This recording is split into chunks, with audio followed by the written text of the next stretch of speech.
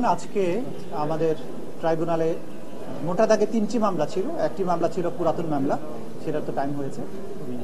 প্রথমে যেটা শুনানি হয়েছে সেটা হচ্ছে ওবায়দুল কাদের সাহেব সহ যে মামলাতে 45 জন আসামি যাদের বিরুদ্ধে মানবতা বিরোধী অপরাধের সাথে সম্পৃক্ত থাকার অভিযোগ আছে, তারা কমান্ড রেসপন্সিবিলিটিতে, সুপিরিয়র রেসপন্সিবিলিটিতে তাদের বিরুদ্ধে অভিযোগ রয়েছে।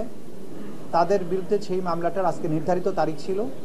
আজকে 17 জনকে উপস্থিত করা হয়েছিল। এই 17 জনকে উপস্থিত করার পরে প্রসিকিউশনের পক্ষ থেকে আমরা তদন্তের যে অগ্রগতি সেটার ব্যাপারে একটা রিপোর্ট দিয়েছি এবং জানিয়েছি যে আমাদের আরও 2 মাস সময় দরকার। সেই 2 মাস সময় আদালত মঞ্জুর করেছেন এবং 2 মাস পরে একটা তারিখ ঠিক করেছেন, সেই তারিখে এটা রিপোর্ট দাখিলের জন্য রেখেছেন। পরবর্তীতে শেখ হাসিনার বিরুদ্ধে 2টো মামলা ছিল আজকে শুনানির তালিকায়। একটি মামলা ছিল জুলাই এবং আগস্টের গণহত্যার সাথে তার সম্পৃক্ততার ব্যাপারে। সেই মামলাটির আমরা জানিয়েছি আদালতকে যে আমাদের তদন্ত একদম চূড়ান্ত পর্যায়ে আছে, যে কোনো মুহূর্তে এই তদন্ত রিপোর্টটা দাখিল হবে। তারপরেও স্বচ্ছতার স্বার্থে আমরা 2 মাসের সময়ে আবেদন করেছিলাম, আদালত সেটা মঞ্জুর করেছেন। কিন্তু এটা আমরা আপনাদেরকে জানাতে পারি যে এই তদন্তটা যে কোনো মুহূর্তে দাখিল হয়ে যাবে, সেটা আগামী সপ্তাহ হতে পারে, যে কোনো সময় হতে পারে। তৃতীয় যে মামলাটি ছিল সেটি হচ্ছে গুম এবং বিচার বহির্ভূত যে হত্যাকাণ্ড ক্রসফায়ার, এই রিলেটেড মামলায় 11 জনের বিরুদ্ধে আমরা মামলাটি প্রথম শুরু করেছিলাম। 11 জনের বিরুদ্ধে গ্রেপ্তারি পরোয়ানা জারি করা হয়েছিল। তার মধ্যে মাত্র একজন গ্রেপ্তার আছেন, তিনি হচ্ছেন সাবেক মেজর জেনারেল জিয়াউল আহসান। সেই মামলার ব্যাপারে আমরা যেটা জানিয়েছি যে এই মামলার তদন্ত করতে গিয়ে আমরা ডিটেনশনের যে সেন্টার, গোপন কেন্দ্রগুলো ছিল, এরকম 4টি ডিটেনশন সেন্টার আমরা আমাদের তদন্তকারী সংস্থারা ভিজিট করেছেন, উদ্ধার করেছেন এবং সেখানে গুমের কাজে, নির্যাতনের কাজে, গুম করে হত্যা করার কাজে যে সমস্ত ম্যাটেরিয়াল ব্যবহৃত হতো সেগুলো উদ্ধার করেছেন। যারা যারা এই গুমের সেন্টারগুলো পরিচালনা করতেন তাদের নাম ঠিকানা বের করেছেন এবং কিভাবে এই লাশ অথবা এই বন্দীদেরকে ডিসপোজাল করা হতো সেটার ব্যাপারেও তথ্য প্রমাণ সংগ্রহ অনেকগুলোই হয়েছে, অনেকগুলো চলমান আছে। এইখানে শত শত অভিযোগ আছে গুমের। কয়েকশো অভিযোগের মধ্য থেকে বেশ কতগুলো গুমের ঘটনার তদন্ত প্রায় চূড়ান্ত পর্যায়ে আছে। সেগুলোর তদন্ত রিপোর্ট যে কোনো সময় হয়তো আমাদের তদন্ত সংস্থা দাখিল করতে পারবেন। এটার জন্য আমরা 3 মাসের সময় চেয়েছিলাম, সেই সময় অ্যালাউ করা হয়েছে। বাট 3 মাসের মধ্যেই আমরা আশা করছি অন্তত কয়েকটি মামলার তদন্ত রিপোর্ট। এই গুমের ঘটনায় যদিও আমরা মূলত একটা মামলা দায়ের করেছি, এই একটা মামলার মধ্যে শত শত গুমের অভিযোগ আছে। সেখানে গুমের প্রত্যেকটা ইনসিডেন্টকে আলাদাভাবে ধরে আলাদা আলাদাভাবে তদন্ত রিপোর্ট দেওয়া চিন্তাভাবনা আমাদের তদন্ত সংস্থা করছেন এবং তারা আশা করছি কয়েকটা তদন্তের রিপোর্ট খুব সহজেই দিতে সক্ষম হবেন। এটা ছিল আজকের দিনে মোটা দাগের প্রসিডিংস। আপনি বলেছেন যে ওবায়দুল কাদের সহ 45 জনের বিষয়ে যেটা প্রাথমিক প্রমাণ মিলেছে এটা বলেছেন এবং একই সাথে শেখ হাসিনা একটা বলেছেন যে প্রাথমিক মিলেছে। আপনি কি বলেছেন? তো যেটা বলেছি সেটাই বললাম যে প্রাথমিক তদন্তে আমরা যারা প্রত্যক্ষদর্শী আছেন, ভিকটিম আছেন, তাদের বক্তব্য গ্রহণ করেছি। হসপিটাল থেকে ডকুমেন্ট সংগ্রহ করেছি, বুলেট উদ্ধার করেছি, ভিডিও ফুটেজ উদ্ধার করেছি, ড্রোন ফুটেজ উদ্ধার করেছি। এই সবগুলোর থেকে আমরা যেটা মোটা দাগে তদন্তের কনক্লুশনের যে দিকে যাচ্ছে সেটা হচ্ছে যে এটা একটা রাষ্ট্রীয় সিদ্ধান্তে সুপিরিয়র রেসপন্সিবিলিটির মাধ্যমে হাসিনা নির্দেশ দিয়েছিলেন, তার মন্ত্রিপরিষদ, তার পুলিশ বাহিনী সেটা ক্যারি আউট করেছেন এবং তারা এই পরিকল্পনা সাজানো মাঠ পর্যায়ে বাস্তবায়নের কাজ করেছেন। এটা pure and simple wide spread and systematic attack on civilian population. সেই কারণে এটা ক্লিয়ারলি মানবতা বিরোধী অপরাধ। সেই মানবতা বিরোধী অপরাধের সুপিরিয়র রেসপন্সিবিলিটিতে শেখ হাসিনা বা অন্যান্য যে সমস্ত আসামিরা আছেন তারা তাদের পজিশন অনুযায়ী সেই মামলায় অভিযুক্ত হচ্ছেন এবং সেই অনুযায়ী তদন্ত রিপোর্ট দাখিল হবে বলে আমরা আশা করছি। দেখুন, এইটা হ্যান্ডকাপ পরানো বা না পরানো এটা প্রসিকিউশনের বিষয় না। যেটা বিষয় হচ্ছে জেইল কোড অনুযায়ী আসামিকে আদালতে কিভাবে উপস্থিত করা হবে হবে না, এটা জেইল অথরিটি নির্ধারণ করার ক্ষমতা রাখেন। কোনো আসামি যদি আনরুলি হয় এবং তাকে কন্ট্রোল করা না যায়, তার দিক থেকে যদি সিকিউরিটি রিস্ক থাকে, তাহলে তাকে হ্যান্ডকাপ করানো অথবা হ্যান্ডকাপের চেয়েও আরও জটিল কোনো পদ্ধতি যদি দরকার হয় সেটা কিন্তু জেল অথরিটি করতে পারেন।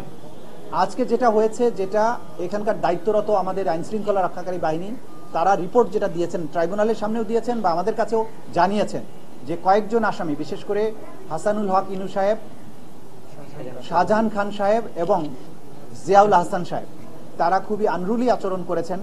এদেরকে ধমক দিয়েছেন, গালাগালি করেছেন, হুমকি দিয়েছেন, নির্বংশ করার কথা বলেছেন। একজন তো তিনি হেলমেট ছুঁড়ে মেরেছেন এবং আগেও তার ভিডিও আপনারা দেখেছেন, যেটা হয়েছে যে ওনাকে যখন দুপাশে হ্যান্ডকাপ না লাগিয়ে আগের সময়ে যে দুজন পুলিশ ওনাকে দুই পাশে দুই হাত ধরে নিয়ে যেতেন, উনি কিন্তু জোর করে হাত ছুটিয়ে ফেলেছেন।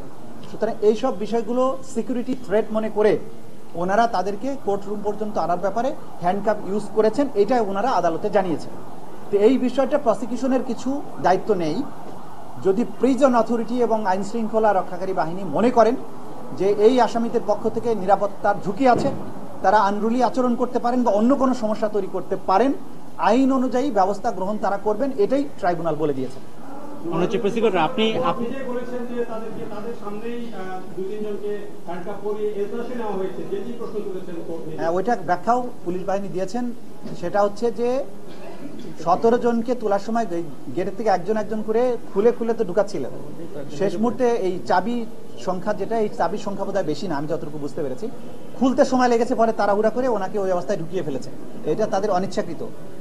কোর্টরুমের মধ্যে কাউকে হ্যান্ডকাপ পরানোর নির্দেশনাও নাই এবং তারাও এটা করবেন না, কিন্তু সেটা যেটা হয়েছে তাড়াহুড়া করে একসাথে ঢুকাতে গিয়ে খুলতে সময় পান না, সেই কারণে হয়েছে এবং এই ব্যাখ্যা কোর্ট এটা গ্রহণ করেছে। আপনি কোর্টে বলছিলেন যে শেখ হাসিনার বিরুদ্ধে সেটা 1 থেকে 2 সপ্তাহের ভিতরে আপনারা হাতে পেয়ে যাবেন, তাহলে আবার 2 মাসের সময়টা কেন নিলেন? আমরা প্রতিদিন যদি কোনো কারণে 2 সপ্তাহের মধ্যে দিতে দেরি হয়, 2 সপ্তাহ পরে 2 সপ্তাহ 14 দিনের জায়গায় 16 দিন লাগে, তা আমি কি আবার পিটিশন নিয়ে আসবো? ন্যাচারালি আমরা সময় বেশি করে চাই, কিন্তু তদন্ত রিপোর্ট তার আগেই দাখিল হয়ে যাবে এবং আমরা আপনাদেরকে নিশ্চয়তা দিতে পারি আগামী 1-2 দিনের মধ্যেই হয়তো 2-1টা মামলা সুখবর আপনারা পেতে থাকবেন যে আনুষ্ঠানিক বিচারের যাত্রা শুরু করার জন্য আমাদের কাছে তদন্ত রিপোর্টের চূড়ান্তটা আমরা পেয়ে যাবো ইনশাল্লাহ। 1 থেকে 2 দিনের মধ্যেই হয়তো পাবো। আমরা পাওয়ার পরে আপনাদের আনুষ্ঠানিকভাবে জানাবো। এটা কি শেখ হাসিনা দিয়ে শুরু হবে 1-2 দিনের ভিতরে? শেখ হাসিনারটা তো একটু সময়, আমরা বলেছি একটু সময় লাগছে। অন্য 1 বা একাধিক মামলার তদন্ত রিপোর্ট শেষ পর্যায়ে আছে, সেগুলো আমরা পেয়ে যাবো আশা করছি। কোনো মামলার তদন্ত রিপোর্ট পাওয়ার সম্ভাবনা রয়েছে। মামলা সংক্রান্ত নথির বিষয়ে ওনাদের একটা আবেদন ছিল এবং আদালত সেটা মঞ্জুরও করেছে, আপনারা মঞ্জুর পাচ্ছিল না। এইখানে আইনের মধ্যে বলা আছে যে এই মামলাটা সাধারণ আইনের মামলার মতো না। এইখানে যখন তাকে গ্রেফতার করা হয়, উনি অভিযোগের কপি চান। অভিযোগের এখানে মামলার সূচনা হয় তদন্তকারী কর্মকর্তার পার্সোনাল নলেজ থেকেও শুরু হতে পারে, কোনো অভিযোগ লাগে না, কেউ মামলা দায়ের করা লাগে না। উনি যদি জানতে পারেন যে এই জায়গায় কোনো মানবতা বিরোধী অপরাধ হয়েছে, তিনি একটা কমপ্লেন্ট রেজিস্টার ওপেন করে তদন্ত শুরু করতে পারেন। এখন শুরু করলে কার বিরুদ্ধে শুরু হলো উনি তো এই তথ্য কাউকে জানাবেন না। তা আসামিকে যখন গ্রেপ্তার করে আনা হয়, আইনে বলা আছে যখন গ্রেপ্তার করা হবে সেই সময় অথবা তার পরবর্তীতে তার বিরুদ্ধে মোটা দাগে যে অ্যালিগেশনটা আছে সেটা তাকে জানাতে হবে। সেটা প্রত্যেককে জানানো হয়েছে যে আপনার বিরুদ্ধে অপরাধ হচ্ছে, আপনি মানবতা বিরোধী অপরাধে সম্পৃক্ত। বাংলাদেশে জুলাই আগস্টের সময় যে মানবতা বিরোধী গণহত্যা হয়েছে সেই অপরাধে আপনার সম্পৃক্ততা আছে, এতটুকু জানানোই যথেষ্ট। বাকি ডিটেইল সেখানে তার কতটুকু ইনভলভমেন্ট, কি সমাচার, কি সাক্ষী আছে, এগুলো পাবার অধিকার তার তখনই জন্মাবে যখন তার বিরুদ্ধে তদন্ত রিপোর্ট দাখিলের পরে চিফ প্রসিকিউটরের কার্যালয় ফর্মাল চার্জ দাখিল করবে, তখন কেবলমাত্র আসামিরা বাকি ম্যাটেরিয়ালগুলো পাওয়ার অধিকার রাখেন, তার পূর্বে নয়। এটা একটা বিশেষায়িত আদালত, এই আদালতের কার্যধারা বিশেষ আইন দ্বারা নিয়ন্ত্রিত। সাধারণ আইনের মতো এইখানে আসামিদের সব ধরনের অধিকার সেই রকম নেই, এটা আমরা অত্যন্ত ক্লিয়ারলি তাদের বুঝিয়ে দিয়েছি।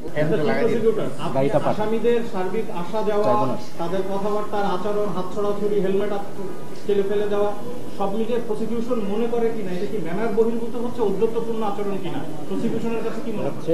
না বটেই, যেটা আজকে আইন শৃঙ্খলা রক্ষাকারী বাহিনী আদালতে রিপোর্ট করেছেন আসামিদের যে সমস্ত বিহেভিয়ার, সেটা ডেফিনেটলি ডিসগ্রেসফুল এবং এটা নিরাপত্তার জন্য হুমকি অবশ্যই। সে ব্যাপারে আমরা মনে করি জেল অথরিটি এবং আইন শৃঙ্খলা রক্ষাকারী বাহিনী যে স্থানে যে ধরনের পদক্ষেপ নেওয়া প্রয়োজন তারা আইন অনুযায়ী সেই পদক্ষেপ গ্রহণ করবে। Thank you.